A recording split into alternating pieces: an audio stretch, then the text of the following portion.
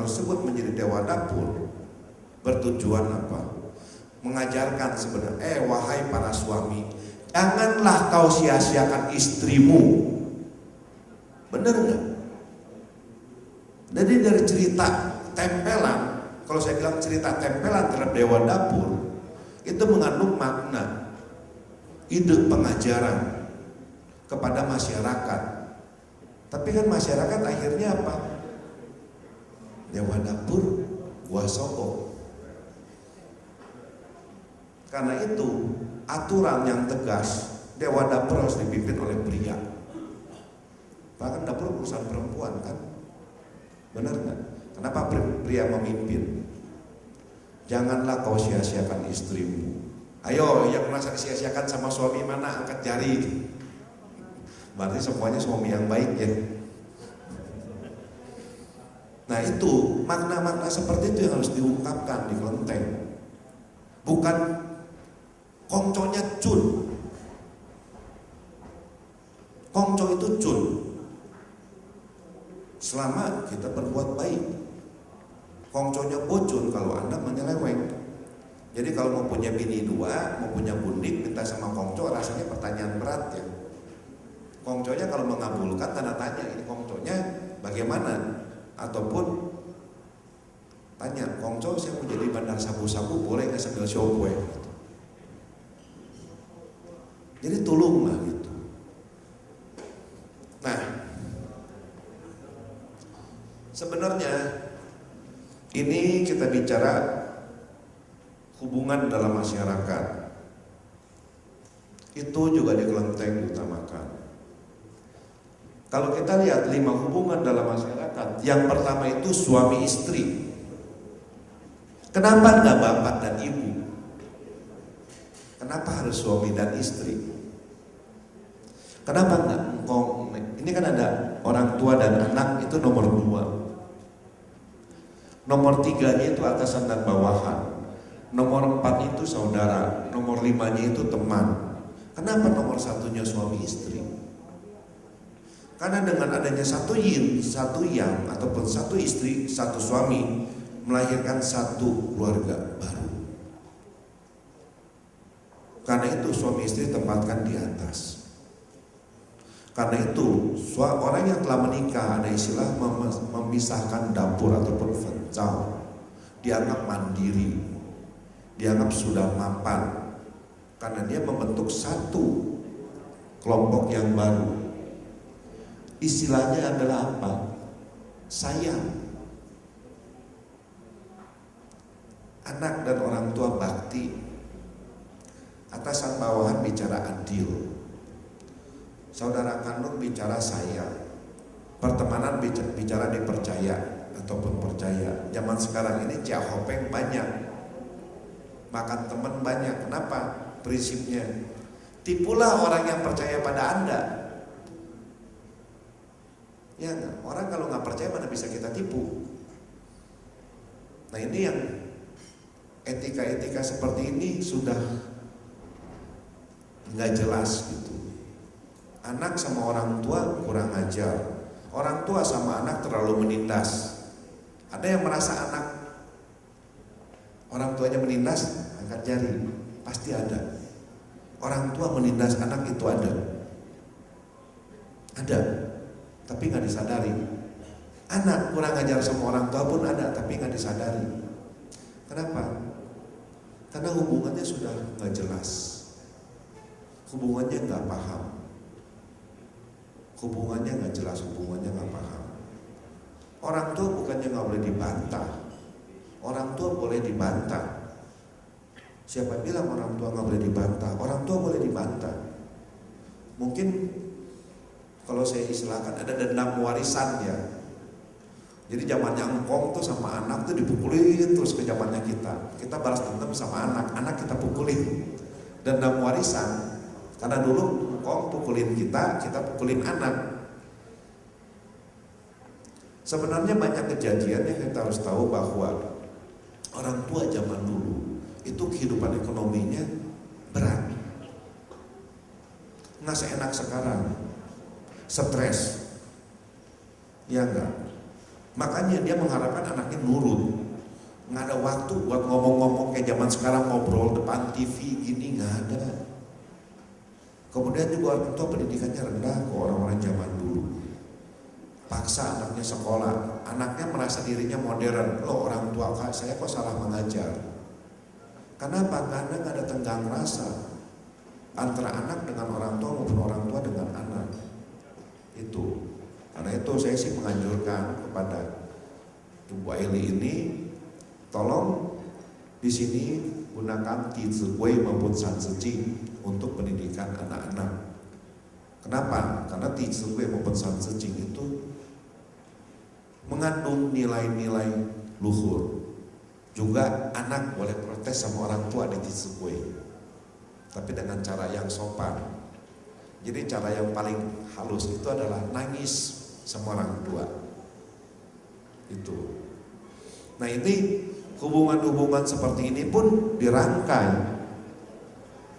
Di kelenteng pun hubungan seperti ini ada. Yang sepuh sama yang junior sama yang muda. Dan banyak tradisi itu adalah tradisi menghormati yang sepuh. Misalnya sembahyang tangce, ini Aili depan yang tua pasangin kaos kaki. Kenapa? Itu dianjurkan. Itu akan meluluhkan hati orang tua yang keras. Itu. Jadi banyak tradisi-tradisi festival-festival dalam tradisi orang Tionghoa itu adalah anak meluluhkan hati orang tua. Anda jangan lawan dengan keras. Anda lawan dengan apa?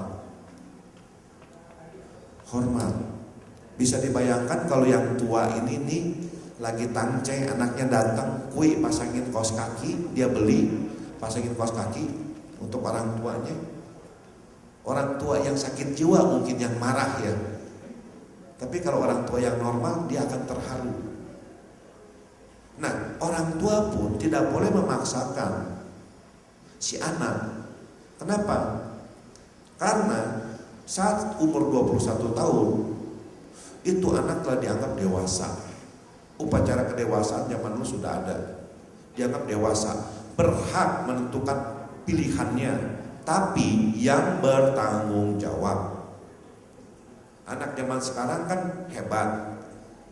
Mau kuliah kemana? Kedokteran. Bapaknya kan ngodokin duit tuh. Beres setahun, nggak kuat Pak, mau pindah kemana? Cari yang paling gampang. Apa? Misalnya yang paling gampang kuliah apa sih? Nggak ada yang gampang ya. Hah? Ekonomi. Setahun, Pak nggak cocok, saya mau jadi seniman. Itu anak tidak bertanggung jawab loh terhadap pilihan hidupnya. Itu anak puthau. Nggak usah ngomong ngelawan orang tua, itu pun sudah menunjukkan anak puthau. Memang duit bapaknya duit orang mati yang 1 triliun bisa ditukar begitu di BCA kan enggak. Betul nggak? Kerja keras keringat kan. Tapi anak yang zaman sekarang bilang saya nggak cocok. Orang tua dipaksa ngalah. Sampai mati pun suruh ngalah sama anak. Nanti boleh kamu setel film judulnya Money is Not Enough, Jack Neo. Itu ceritain si emak sampai mati itu dia copot selangnya supaya cucunya dapat darah. Itu film bikin saya sedih. Itu boleh ditonton gitu, karena kelenteng kan tempat berkumpul, nonton bareng lah gitu. Yang gerimis bubar itu. Nah, ini tadi yang saya sebut etika hubungan sosial. Kemudian etika ritual. Itu prinsipnya penghormatan dan saling menghargai. Pada zaman dahulu ada 5 ritual. Pertama, ritual militer. Kedua, ritual penyambutan tamu. Ketiga adalah ritual kenegaraan ataupun kekeluargaan. Yang keempat itu adalah ritual yang bersifat membahagiakan. Contohnya apa? Anak lahir. Kelima itu ritual perkabungan, ritual kematian. Nah,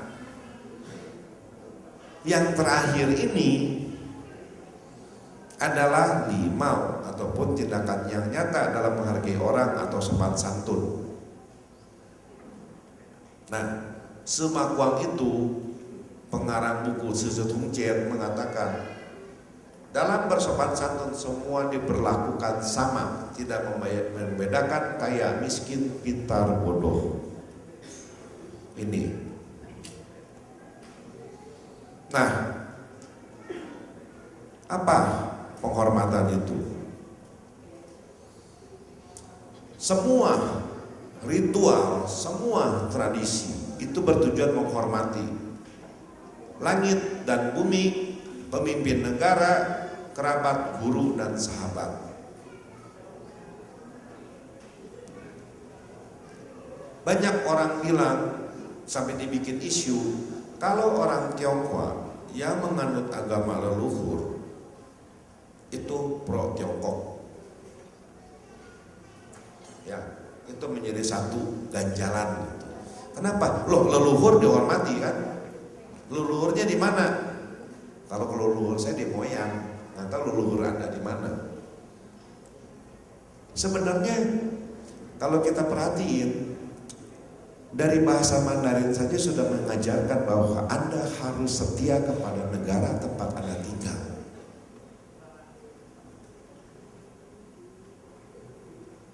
Jadi nggak ada kaitan dengan negara leluhur. Yang disebut kuo ataupun negara itu kan terdiri dari beberapa komponen. Komponen pertama wei ataupun dinding. Komponen kedua adalah ke, tombak. Komponen ketiga adalah ko, mulut atau perorangan, iko. Jadi arti yang disebut negara adalah masing-masing rakyat yang memegang satu tombak melindungi wilayah perbatasannya. Jadi dari sini saja sudah jelas bahwa orang Tionghoa yang tinggal dimanapun dia wajib membela tempat dia tinggal. Ya kecuali dia paspornya merah ya, bintangnya 5 ya belanya ke sono. Kalau kita kan paspornya hijau, lambangnya Garuda, ya belanya kemana? Dari aksara Mandarin udah jelas, nggak perlu dipaksa-paksa kita itu ngotot gila-gilaan seolah-olah. Saya kadang suka geli juga gitu, orang tuh suka sok lebay gitu, overdosis gitu patriotismenya gitu. Jadi pernah ada orang ngobrol, kamu jadi orang harus patriotik, nasionalis kepada Indonesia. Saya cuma tanya sama orang yang ngomongnya, Anda nasionalis? Handphone Anda merek apa? Dia diam, nggak bisa jawab. Pasti bukan merek Nexian, kalau nggak merek Apple, BlackBerry. Betul nggak? TV Anda merek apa? Nggak berani jawab. Kalau nggak, karena belum tentu merek Polytron. Bisa jadi merek Samsung, LG. Lah patriot, jadi jangan suka sok-sokan lah. Saya bilang, yang sebut nasionalisme itu nggak sekedar harus teriak-teriak kemana-mana. Beli barangnya aja udah jelas kok. Hayo, handphone di sini ada nggak yang merek lokal? HP-nya, laptopnya ada yang merek Sirek, merek lokal? Nggak ada kan? Sirek merek lokal loh, produk lokal. Mereknya compact, itu Acer. Ya, TV di rumahnya merek Polytron atau merek Samsung, LG, Sony.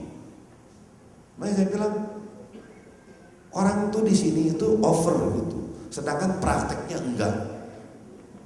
Sama kan orang juga di Kelenteng juga suka over, prakteknya nol. Saya juga termasuk yang praktek nol.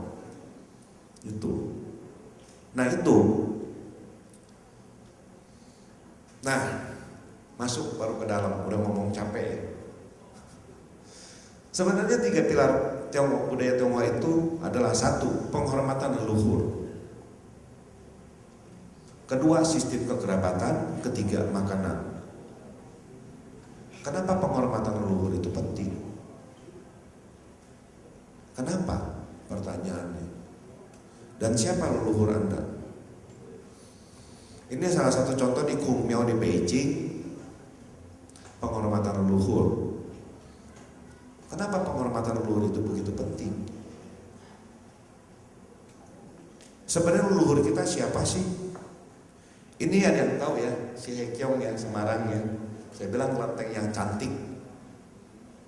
Karena saya itu sama Teh Evi sama agak gila kalau ngeliat kelenteng gitu, kesurupan gitu. Ya. Nah, ini yang kita sebut leluhur bangsa Tionghoa. Pertama itu saya sebut Fusi Senung Huangti. Kenapa? Ini menunjukkan satu pandangan filsafat maupun mitologi orang Tionghoa. Entah orangnya ini ada apa enggak, ataupun secara mitologinya ada apa enggak, atau boleh dibilang secara zaman, tapi yang jelas kuburannya ada.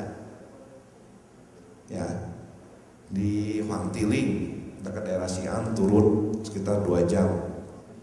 Apa benar itu kuburan Huangti?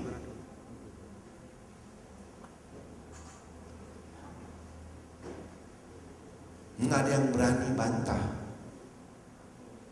Kenapa? Karena dia sudah menjadi sistem belief, sistem kepercayaan orang Tionghoa bahwa ini kuburan leluhurnya. Ya wajar tuh. Benar nggak? Mau ada apa enggak? Kalau sudah masuk sistem belief, kita nggak pernah pertanyakan bahwa ini tidak ada. Saya ingat kemarin di Temanggung ada yang tanya sama saya, Tai Sang Lao Chin ada apa enggak? Saya tanya, Anda ini bertanya pada saya dari sudut sejarah atau dari sudut iman? Kalau Anda dari sudut iman, saya jawab ada. Tapi kalau dari sudut sejarah, saya jawab tidak ada. Beres toh. Tapi ini kita sendiri suka ada orang-orang pusing. Semuanya dikorek harus nggak ada. Makanya kalau ada tanya, ini ada apa enggak? Yuk tanya dari mana sudutnya. Sejarah saya bilang tanya-tanya. Betul nggak? Bisa masak, bisa memang orangnya ada, tapi nilainya kita lihat. Kita lihat nilainya. Kita lihat peradaban purba terjadinya seperti apa. Tidak mendadak selok lahir ada. Itu perbedaan mitologi Tionghoa dengan mitologi bangsa lain. Contohnya, penemu api siapa? Siapa Pak? Sweden, ya mungkin bahasa Hokkien ya. Sweden. Ada di Yunani pun ada, namanya Prometheus, tapi dia mencuri api. Sedangkan Sweden itu menurut Leeds menggosokkan 2 batang kayu sehingga melahirkan api. Kemudian setelah itu siapa? Yu Chao. Yu Chao dulu baru Sweden. Yu Chao itu adalah leluhur bangsa Tionghoa yang menciptakan gubuk kasarnya. Setelah gubuk ada tempat mereka berlindung, ada namanya api. Berarti kan proses peradaban. Ini orangnya ada apa enggak ya? Mbuh walau alam, siapa yang bisa jawab? Panggil Doraemon kalau mau. Ya. Nah, dari situ kita bisa lihat setelah Yu Chao Sweden lahir yang namanya Fusi Senung Huangti. Nanti jangan ada yang tanya, Pak menurut Seci ini, saya menurut Pai Hu Tongyi. Nggak menurut Seci, Pai Hu Tongyi yang diterima secara umum Fusi Senung Huangti. Nah, Fusi apa? Penemu Patwa. Kalau saya bilang, boleh bilang penemu sistem administrasi sederhana. Kemudian dia juga menemukan cara beternak. Karena berburu itu kan melelahkan. Kemudian apa? Senung menemukan apa? Pengobatan. Sederhana lah. Kita nggak usah ngomong kayak zaman sekarang gitu. Pengobatan yang zaman dulu punya. Pertanian. Mereka semua kan digambarkan kan seperti orang-orang apa coba? Orang-orang purba kan, yang tidak mengenal pakaian kan. Saat Huangti inilah mereka mengenal pakaian. Berarti peradaban benar-benar dimulai saat Huangti. Makanya Huangti itu kadang-kadang disebut pemula dari semua peradaban manusia. Gitu. Tapi nggak dilupakan proses terjadinya. Itu yang membedakan. mitologi Tionghoa dengan mitologi bangsa lain. Contoh mitologi banjir, nggak ada kata membuat perahu terus diam tunggu air surut, enggak. Mereka lawan. Siapa lawannya? Kalau mau cerita dewanya Zhou Tianxian nih. Kalau mau cerita pahlawan legendanya itu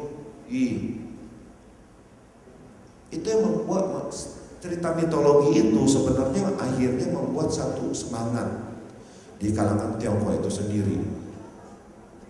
Nah itu juga yang akan mempengaruhi konsep mereka tentang Tuhan. Itu mitologinya.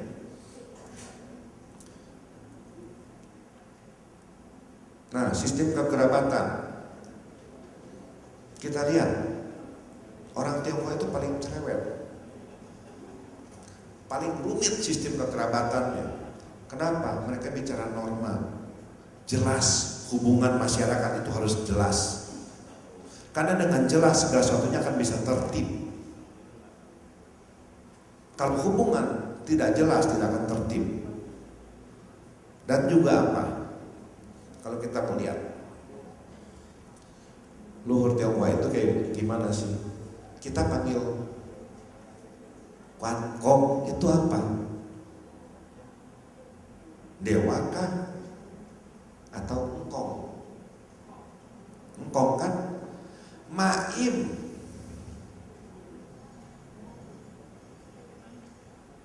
Benar nggak? Ma Copo, Quan Lao Ye, banyak sebutan-sebutan kekerabatan, tapi nggak pernah panggilnya apa Quan Heng Tai itu atau Quan Sim Ting, ada itu kurang ajar itu namanya, ya kan? Kita panggilnya Tua Pekong, Kong Cho secara keseluruhan kan, Mak Cho secara keseluruhan kan, artinya mereka kerabat kita, mereka itu leluhur kita itu. Mereka bukan orang yang di luar dari kita, mereka adalah di dalam kita. Jadi sistem kekerabatan itu juga terkait kepada sistem yang di kelenteng. Benar nggak? Kayaknya saya rasa jarangnya orang